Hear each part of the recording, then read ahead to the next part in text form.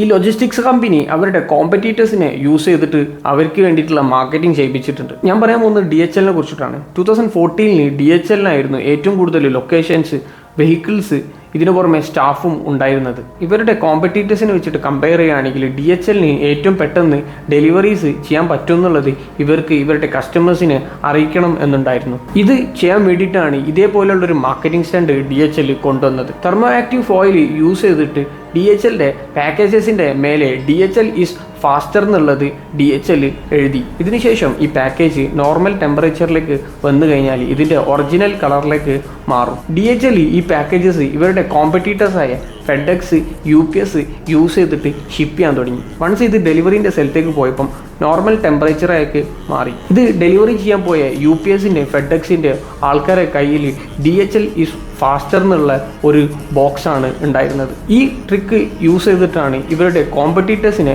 Use ചെയ്തിട്ട് DHL marketing ചെയ്തത്. ഇതേപോലുള്ള മാർക്കറ്റിംഗ് റിലേറ്റഡ് റീൽസ് കാണുന്നുണ്ടെങ്കിൽ എന്നെ ഫോളോ ചെയ്യാം. Thank you.